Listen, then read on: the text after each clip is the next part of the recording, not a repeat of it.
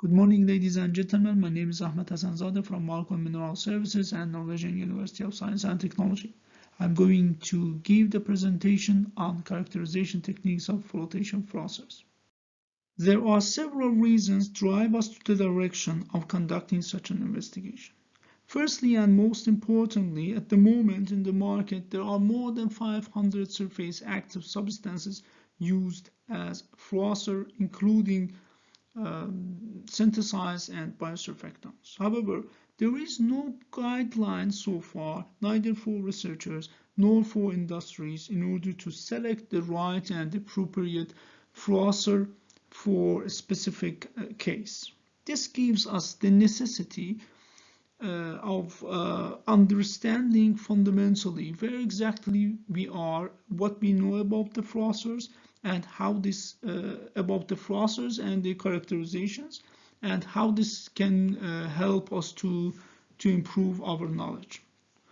To come to this point, we clearly need to distinguish between foam and froth, which are exchangeably used through years in mineral processing. As we all know, foam is a two-phase system. However, the froth includes three-phase system. At foam, we have liquid and gas. However, at froth, which is a foam with solid, we have solid, liquid, and gas.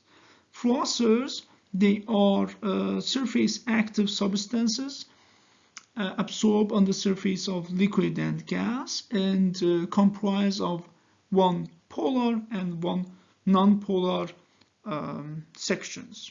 Mostly they have been categorized to three sections based on their pH sensitivities as acidic, neutral, and basic. Normally and commonly we deal with alcoholic type and polyglycol type alcohols. Alcoholic type alcohols, they have 5 to 8 carbon chains.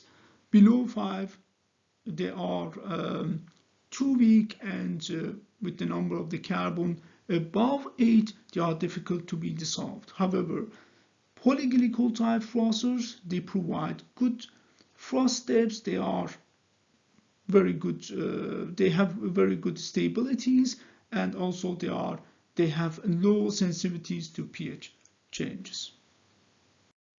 Before characterizing the frothers, we need to know their functionalities.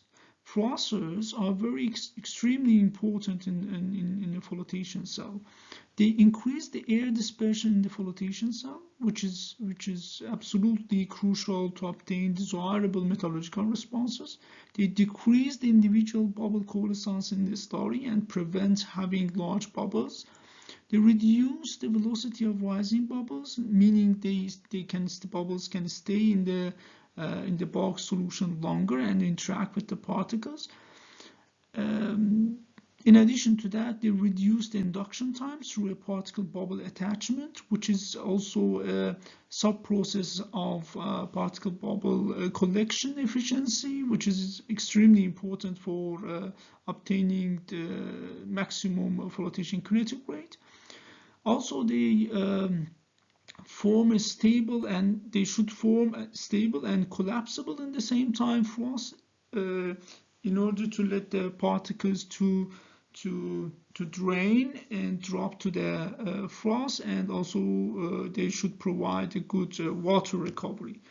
By this, we can divide the properties and the features of frothers to two sections. First, the basic properties, including boiling point, freezing point, viscosity, molecular weight, solubility, and chemical structure. And the second part, which is the main focus of this presentation, we will talk about the HLB number, critical coalescence concentration, critical micelle concentration, water recovery index, and so on. For identifying the chemical structure, there are different techniques: infrared, UV, mass spectroscopy, X-ray spectrometry, NMR, and colorimetric. In case of molecular weights, boiling and freezing point, mostly used technique is Landsberger and Cottle methods. With respect to viscosity, there are a wide variety of techniques: falling ball, capillary, vibrational, rotational, and other approaches. Solubility can be also performed and measured by potentiometry as well as conductimetry. To select the right Frother for our system, we need to identify whether this Frother is selective or powerful. To this end, Laskowski in 2004 presented a graph, what you see in left-hand side, and identified if the Frother has high molecular weight and large HLB, hydrophilic lipophilic balance number, this Frother is potentially powerful, which is good for recovering fine particles. However, if the Frother has low molecular weight, it's potentially has more selectivity. As you see in this case, for example, MIBC is more selective than down Froth. HLB number is basically an indicator of water solubility and hydrophobicity of the reagent, what I'm going to talk in the next slide. In this regard, Kowalczuk and Rijmala in 2017, they presented another graph, actually the separation efficiency graph, showing that the power term actually is very dependent on the dosage of the Frother and goes in this direction.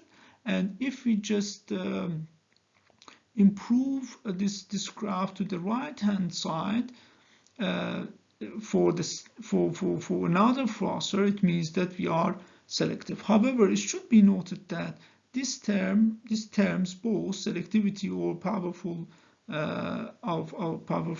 term for Frothers, they are still unclear to us, at least to the best of my understanding. In the literature, there is no physical meaning for such phrases. HLB is actually an empirical expression for the relationship of the hydrophilic and hydrophobic groups of a surfactant. As you see, the description goes back when Griffin's method was proposed in the middle of the 90s for non-ionic surfactants, and Davis's calculations for ionic surfactants, and the HLB equation as you see here. So we deal with a graph which is in a scale of 0 to 20. And when the HLB number is 0, it shows that the reagent displays or shows antifoaming agents, and it is highly hydrophobic. However, by increasing this number, we are expecting to have a solubilizing agents. Normally, for our range of the Frothers we work with, the HLB number should be around 4 to 10. For instance, in case of MIBC, we deal with, the HLB number is 6.05. The main drawbacks of this technique is related to the water properties and temperature effect, because none of these factors have been considered as a parameter in HLB calculations. However, they are extremely important for the reagents, as their properties might change by these parameters.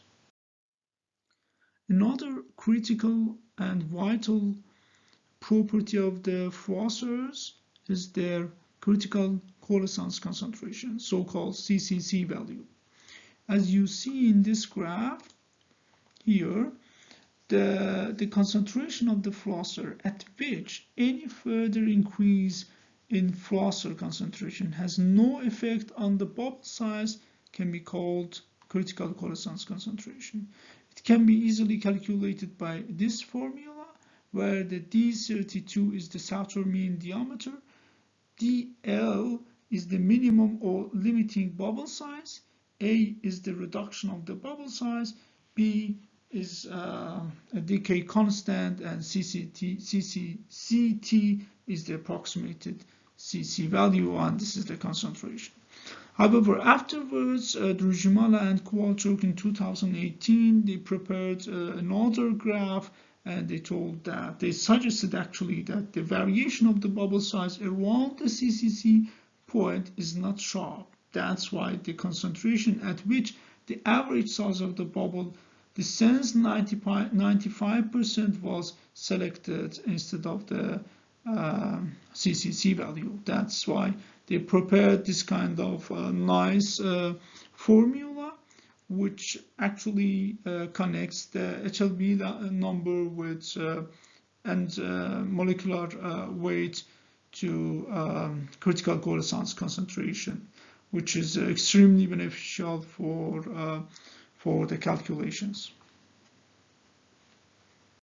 In addition to what we described so far, we need to know how the froth will be stable using different type of the frothers. So froth stability depends on frother type and its concentration, as well as particle concentration, size, shape, hydrophobicity, and density of the particle. So determining optimal froth stability is very important. For example, if we deal with coarse particles, we need a more stable froth. However, fine particles will stabilize the froth by themselves. Or we need high froth stability if we want to increase the grade. And if we deal with low froth stability, or the frother doesn't provide good stability, then we expect to have higher water recovery, then the entrainment will increase. Also, we will have a high mass recovery, and most likely the grade will decrease.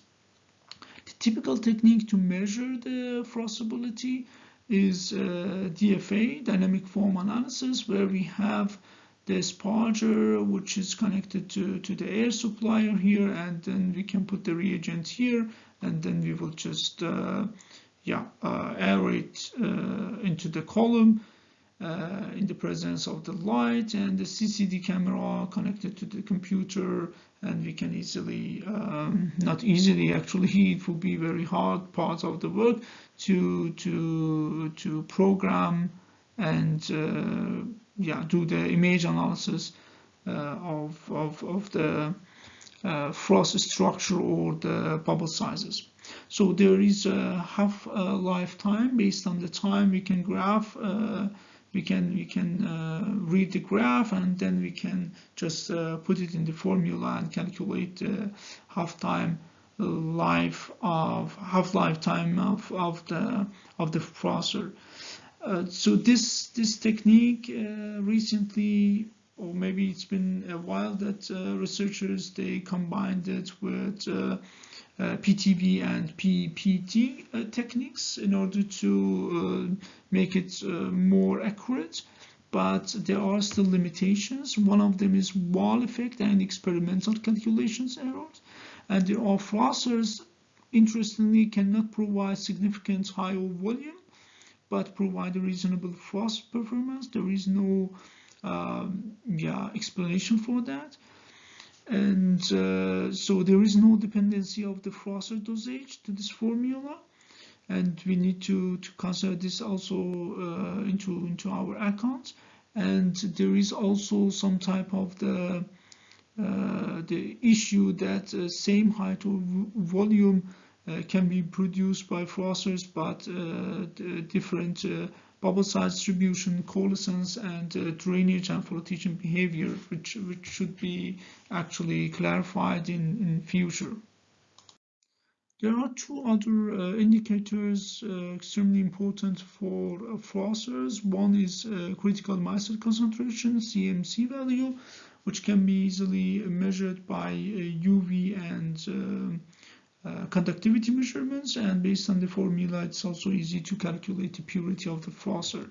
In case of water recovery index, which is an alternative for DFI, dynamic form indicator, as you see, it can be measured by this equipment, where we have the frother here, and the aeration comes from the bottom. We have a graduated cylinder and the contour on top of the equipment, where keeps the the froth structure by adding water, froth level by adding the water constant, and based on the formula it's easy to calculate the WRI index. So as we know, the Frothers changed the bubble size distribution and the size of the bubbles. As you see here, there are three different approaches, mainly based on the photographical technique or visualization approach to measure the bubble size distribution. These are very classical techniques in mineral processing, and in almost all of them the mechanism is quite simple. There is a CCD camera connected to the computer, and also there is a tube here to sample the bubbles, and based on that the images will be taken based on the resolution of the camera and then will be processed by the computer.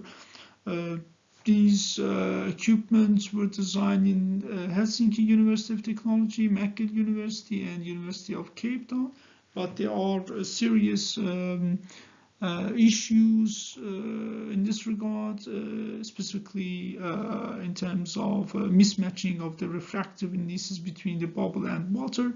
And in case of these, because these are also optical probes, or some other even optical probes can be used to monitor it inline, but they have also some problems like they can be used only for transparent system when the gas holdup is very low, and they are not going to be effective and accurate for three-phase system.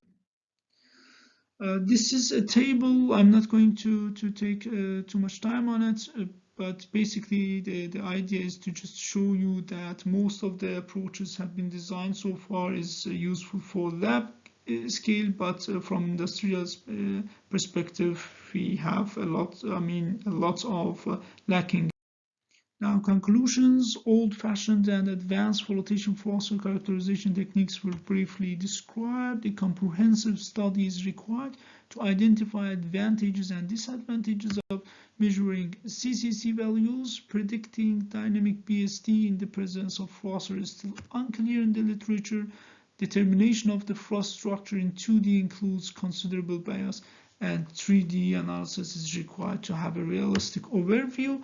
Little information is known about the interaction of the Frother with other additives in the froth flotation, and the term of the powerful selectivity for the Frothers do not have fundamental physical meaning, as well as the effective indicators should be presented for selecting the correct Frother for both fine and coarse